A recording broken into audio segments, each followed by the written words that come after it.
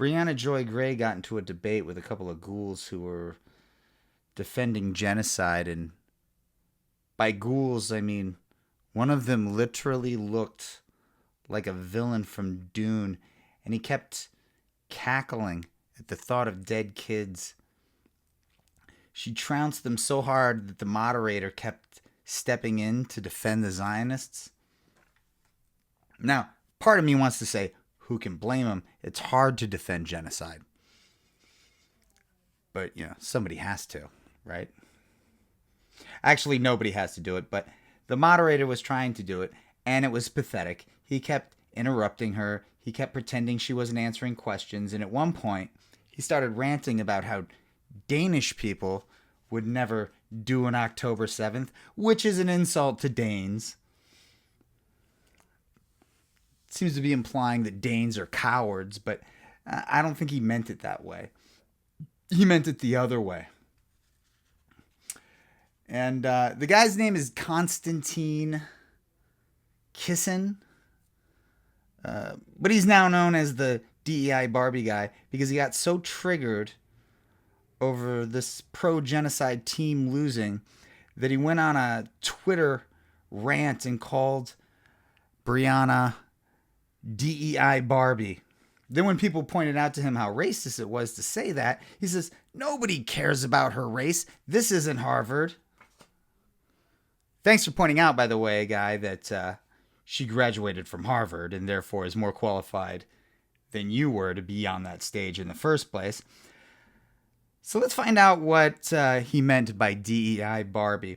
This is Konstantin Kisin's video, Why DEI Must Die. And it's from his show, which is ironically called Trigonometry. Trigonometry. It has nothing to do with math.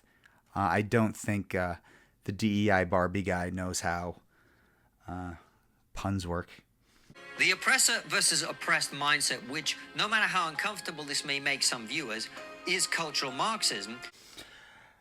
Now, I'm sure you all know that, like DEI, cultural Marxism is a dog whistle. Unlike DEI, cultural Marxism, the cultural Marxist dog whistle, sometimes requires Google to find out that it's an anti-Semitic conspiracy theory that pretty much states that Jewish people are behind any changes in society that fascists, like the DEI Barbie guy here, disagree with. The right is so confident that they will be overthrowing our government this year that they don't even bother hiding their racism with a term like DEI. DEI is a substitute for the N-word, but it's barely a dog whistle. I mean, would this moron have called a white male a DEI Barbie? Probably not. People in overperforming minorities like Indians, mindset which, no matter how uncomfortable this may make some viewers, is cultural Marxism, says simply that white people in overperforming minorities like Indians, Jews, Chinese, Japanese, and Korean Americans should be discriminated against in hiring and student applications in favor of underprivileged groups. As a result, college campuses on which regular meltdowns have occurred for over a decade over such hate speech as dressing in a Mexican costume for Halloween found themselves with nothing to say about pro-Hamas demonstrations and the harassment of Jewish students on their campuses in the wake of the October 7th attacks. Because there haven't been any pro-Hamas students on their campuses. But once again, the Venn diagram of anti-Semites and Zionists is a circle. And the only harassment of Jewish students there's been from violent alt-right thugs, paid alt-right thugs who've been attacking peaceful anti-genocide Jewish students with pipes and brass knuckles and releasing rats into their encampments. By the way, if you haven't figured out what he's talking about here, he's talking about Claudine Gay, the first black president of Harvard. So if you happen to hear him say the word gay, he's referring to a person. It could be confusing with guys like this. He's arguing that he, DEI Barbie, is more qualified to run Harvard, even though he flunked out of school. But even that is not painting the full picture. Yes, Gay, a darling of the diversity industry, was targeted for her plagiarism following her complete... Yeah, she was not found. She was not found to have committed plagiarism. That was a pure invention by the alt-right. failure of leadership in recent months. But she was also partially targeted because of the assumption, if not outright conclusion, that the reason she was appointed in the first place was, to put it mildly, not merit alone.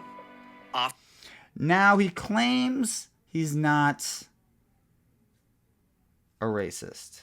That this is not, what he just said was not a racist statement. But he also claims he's a satirist.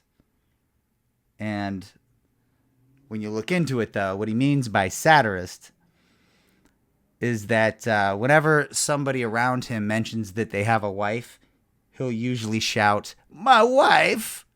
After all, Gay's primary achievement is not stellar academic work, exemplary managerial skills, or even charisma and force of personality.